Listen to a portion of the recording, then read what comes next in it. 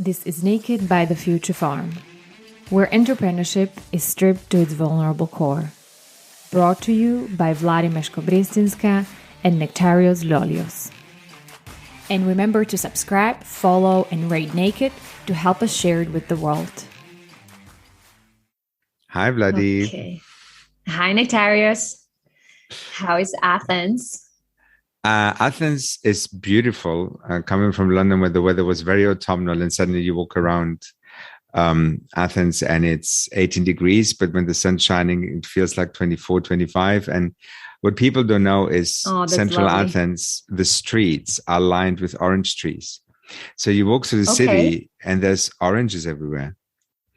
Mm-hmm. You can't eat them. They're bitter oranges, they're Seville oranges, but they're still, and it's just lovely. It's always nice to be here.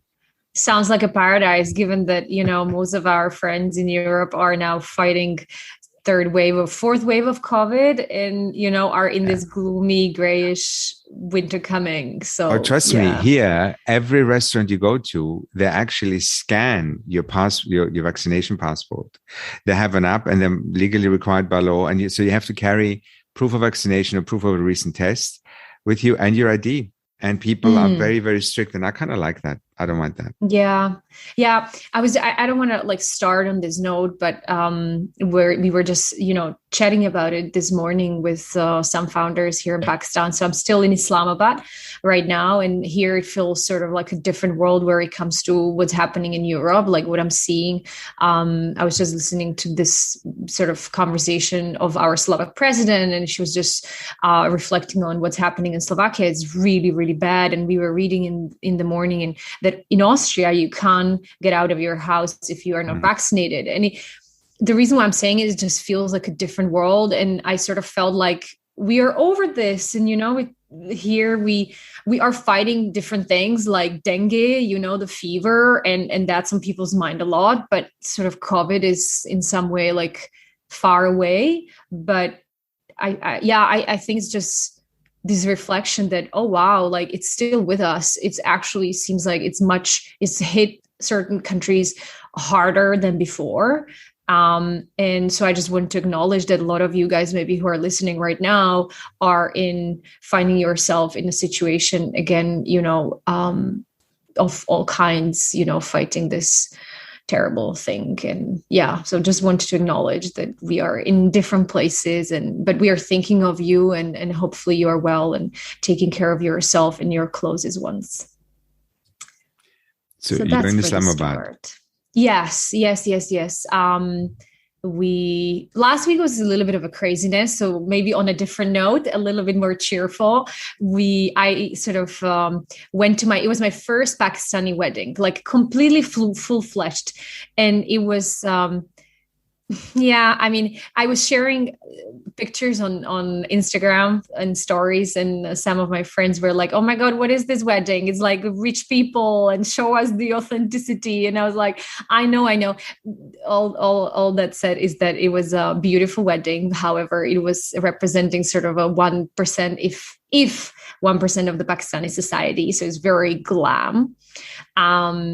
But regardless, it was sort of beautiful to see all the different traditions and rituals. And we were the wedding was over 5 days. So every evening we had to go.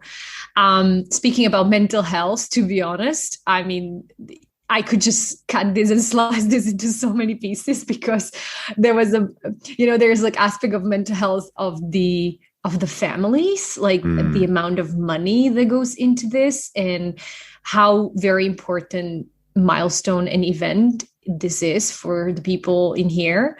So that was certainly something very new for me and new perspective. And then there was aspect of people joining in. So it was like, about 2,000 people like every night. And you sort of work through day and then you are sort of supposed to show up every night in your full energy. And to be honest, I was exhausted. After the third day, I sort of got fluish and I was exhausted, but there is an expectation for you to be there and show up, and you want to provide, that warmth to the people and gratitude. So it was mixed of feelings, but interesting, certainly interesting. Yeah. So all that said, today is much more calmer. Yeah. And I'm glad that, we are recording also extra in this other different sort of spiritual and emotional state. So all good. And breathe. Yeah. Let's talk about Joshua. True. Yeah, let's do that. So where do you want to start? Yeah, I was actually watching. I was looking at the post that Joshua wrote on the back of the recording and the release of the episode. And because we've known Joshua now for a year, I thought that he was very relaxed and very cool about talking about his own journey. And it was interesting that he acknowledged that it's not an easy thing to do. Because I didn't have the impression during our conversation that he was particularly nervous or tense, that he felt particularly vulnerable. But it's, even if you operate in this space and you deal with the subject, and he's built Masawa to help other businesses who help people with their mental health struggles, right? But it's still not an easy thing to go, hey, I'm just opening up everything, and here's the dirty, difficult, messy, whatever reality, right? Yeah, very vulnerable. Yeah, I was re-listening on the bus yesterday, and I actually found it quite, literally naked, very raw. And he was saying, right, that he, for a long time, I think he mentioned something like till his mid-20s or so, he never really talked openly about, the childhood experience and what he went through. And so you basically wear this mask, how you show up to the world. But you have compartments, and you don't sort of show up in the fullness of yourself, which is tiring, exhausting. Big deal. So I appreciate a lot what he did with us. What stood out for you most? Let's start there. I have a particular interest in the subject of eating disorders, which is an aspect of what Joshua shared with us of his journey. But for me, I remember watching maybe about 3-4 months ago a documentary on the BBC about Freddie Flintoff, the famous cricketer, and then he tried all sorts of sports. But at that point, so he actually won. He was at the peak of his professional career as a sports person. And nobody knew that he was having an eating disorder. It was bulimic. And he was talking about, in that particular season of the sport, every time he would go for a match, he would check out how far the toilets are from the changing rooms. Oh, wow. It was literally this practical. This is where it breaks it down to your day-to-day reality, where it consumes you so much that this is the main thing you build your life around, right? And this is somebody you look and you go, you're super fit, you're gorgeous, you're everything, right? You're successful as an athlete, and the only thing you think about is you're imperfect and you need to starve yourself to death. And then that article was really harrowing, also that piece, because it showed that people actually die from it. Like, people literally die from it. So for me, there's the two things around this. The one is body image and eating disorders that are related to that, and usually associated with women. Like, when you talk about eating disorders and bulimia, it's very rare that somebody will think about a man. And the second one is this, very much echoing what you just said, is to the outside world, you're high performing. And on the inside, your whole day, your whole life is controlled by this multifaceted drive to hurt yourself. And when Joshua was talking to us about standing in front of the food cabinet, eating stuff, he wasn't hungry, he wasn't enjoying the food, but it's something to do. It ticks a box and it satisfies an immediate need, whilst intellectually you know that it's not helping anything, right? But it becomes this all-encompassing thing, and it's your coping mechanism and your comfort, and then you have outside people who just go, what's your problem? Just stop doing it, Oh yeah.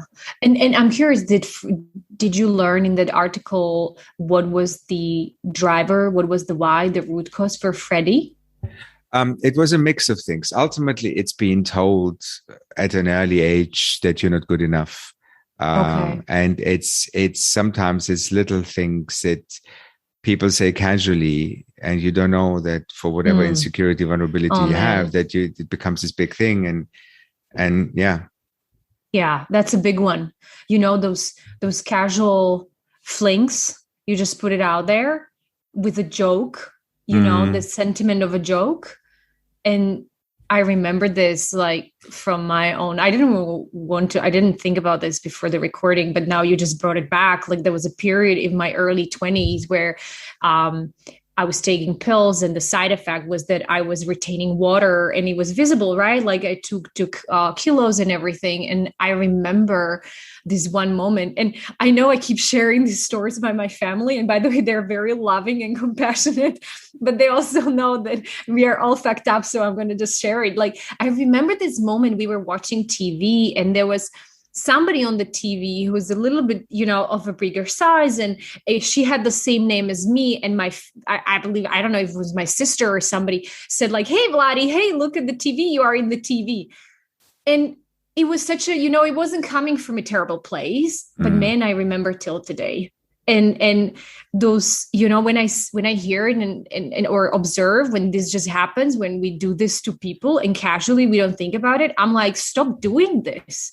Just don't comment on other people's body or appearance. And yeah, anyhow, this is like a completely, toxic space. But well, for somebody who's grown up having body image issues all my life, I've always been that little bit overweight, that little bit not perfect to the outside world. It took a long time for me to be comfortable with my shape, with the way I look, but also being aware that, I do things because I'm just becoming conscious of what's happening was a big thing. But I think one of the things, because you mentioned your family with Joshua, that also kind of resonated in the relation to the subject was, it talks about his mother. On the one side, it's very clear that he grew up in a home with an alcoholic mother, and a mother who was addicted, and that impact it had on the finances, the impact it had on his life. But at the same time, he also acknowledges that she was a loving person, but some of these things still happened, right? So it's also because you put this little caveat about your family. And I was thinking, I took it from Joshua, to be honest, because he also said it, and I loved it. I loved what he did when he was reflecting on the mom, as you just brought it up. And he said, but I can still see how she was doing the best that she could at that point in her life. And it was, you could see that it seemed he has that part resolved, right? There wasn't a blame of sort. But the reason why I asked you about Freddie and whether you learned about what the root cause was, because for me, that was one of the most important parts in the whole Joshua story that he shared with us, was that there was this part of coping mechanism, the one that was harmful, the, eating disorder, the food, and then drinking. And when you then start digging deeper, like, okay, so what's behind the cupboard? Why is this happening, right?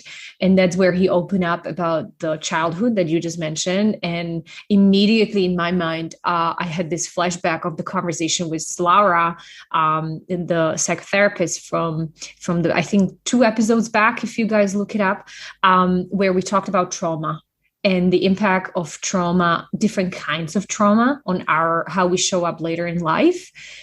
And particularly this piece around developmental trauma. So how our childhood experiences impact us later. And for me, that was a really big one with him. And I had this question for you, Nektarios, as I was sort of thinking about today, which was that before we maybe reflect and go further to think about like, okay, there are harmful coping mechanisms, and then we are all trying to transition to more helpful and healthy ones.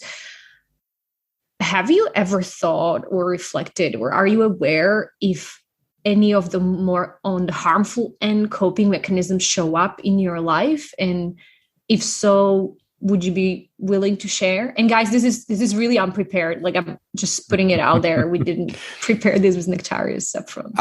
I'll start answering that. It's interesting you ask me that.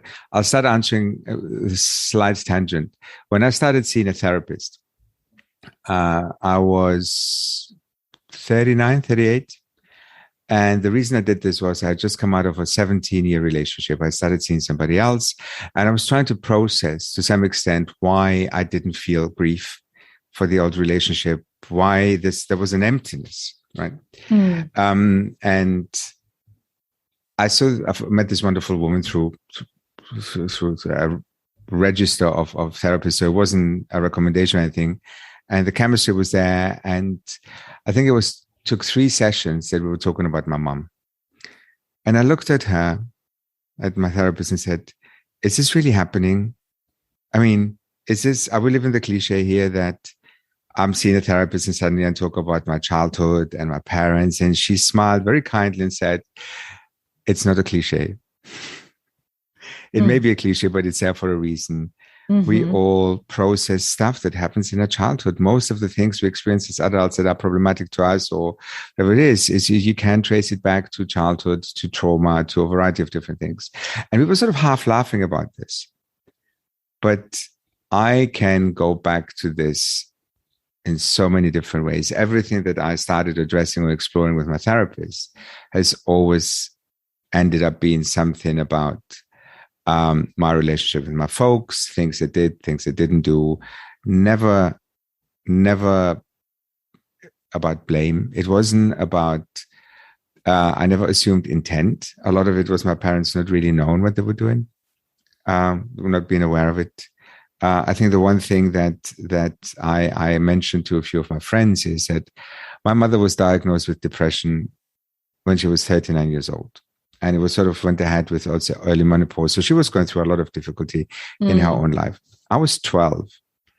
My dad, who was so protective of my mother and had ultimately 3 kids to support, kind of practically, emotionally, because my mother was to some extent hospitalized for the depression. Sometimes didn't know how to cope. And I remember my dad saying to me, behave because you're the reason mom's not well. Oh, wow. Right. And oh, wow. Yeah. So okay. He didn't mean That's heavy. That you are the cause of her illness. It just means you annoy us all sometimes, and mom is not in the best place. And I'm not saying to justify anything, but I was 12 and I'm 54. And guess what? I spent the last 42 years trying to process and digest that and not feel responsible for all the bad in the world. So I don't know if that answers your question. No, it does, because and thanks for sharing, Nektarios. I mean, that, you know, when you said it, when your dad says that sentence, right? Behave. Different people have different sentences of sort that follow them or shape how they show up. You remember when Laura said, like, they told her when she lost her brother, is like, your parents need you. You have to be the golden child. And that was her trauma. And she carried it till today, where the golden girl shows up and impacts how she sort of makes decisions and stuff. So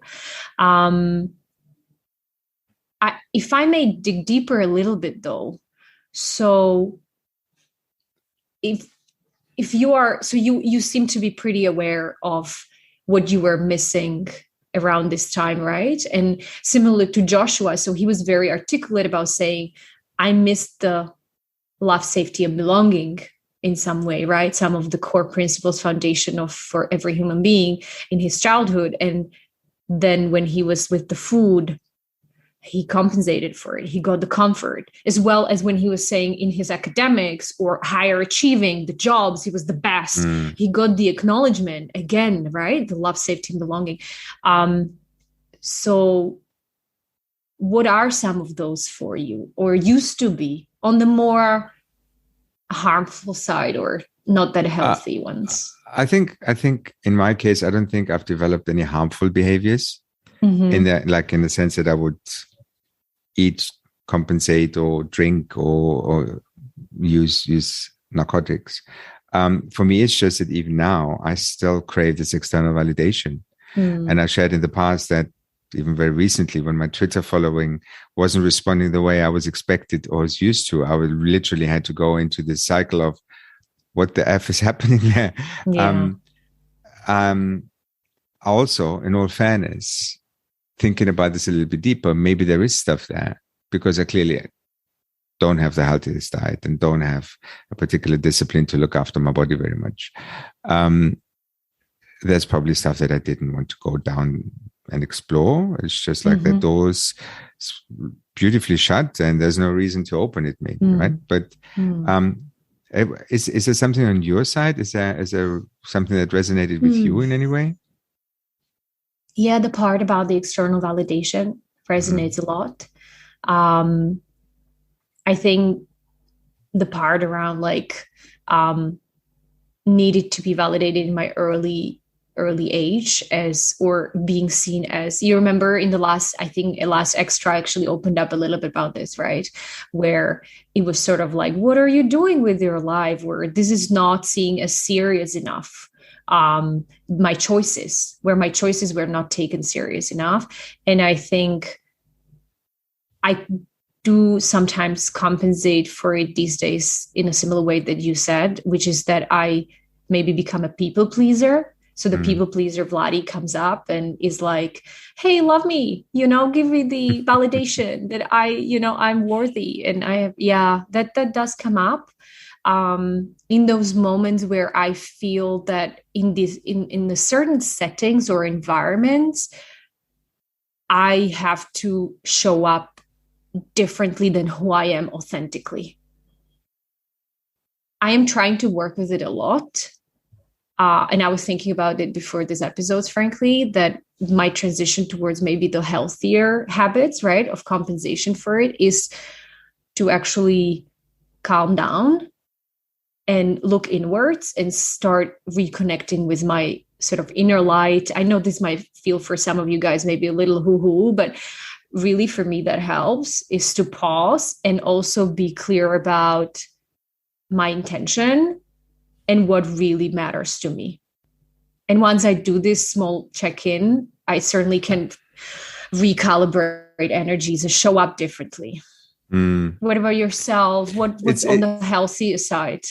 I struggled to learn one thing that my therapist really wanted me just to understand, which was when you notice something, you don't have to fix it.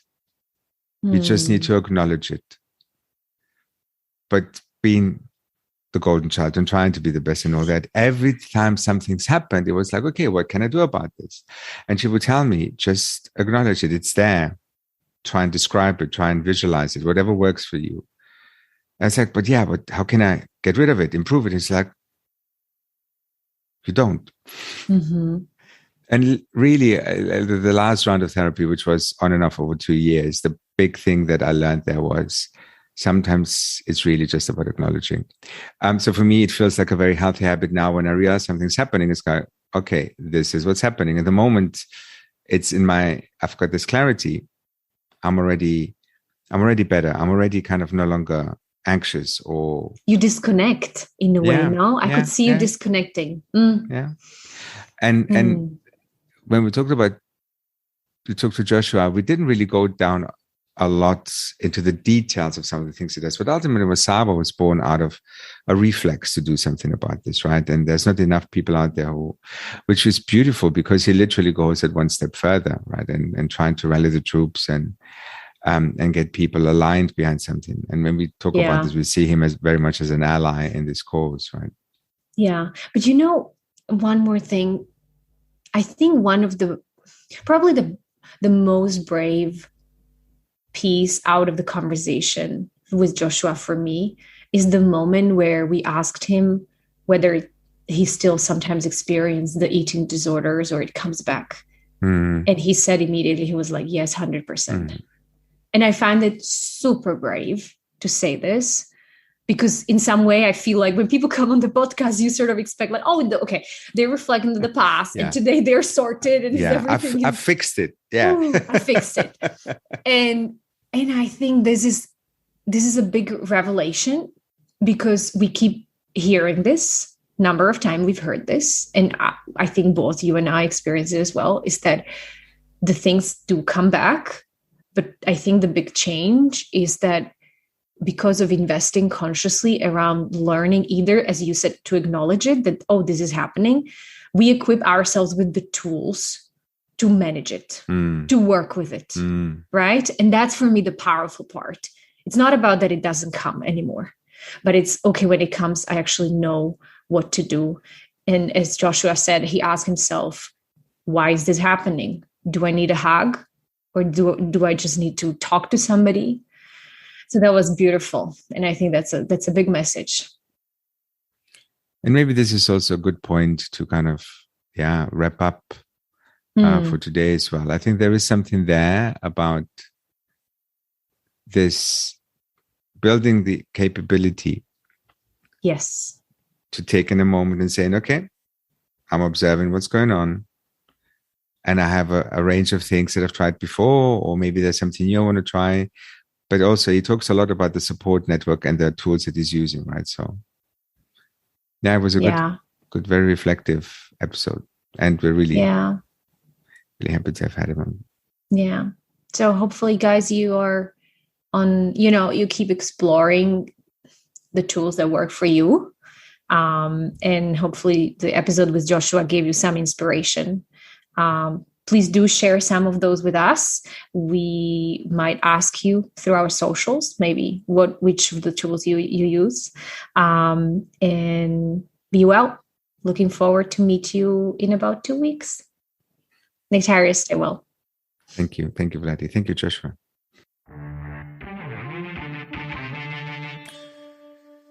You've been listening to Naked by The Future Farm, where entrepreneurship is stripped to its vulnerable core. To learn more about our work, sign up to our newsletter or visit thefuturefarm.co, where you can also apply to be a Naked guest. Naked is produced by Dan Turgel and edited by Catherine Dworke. And remember, subscribe, follow, and rate Naked to help share it with the world.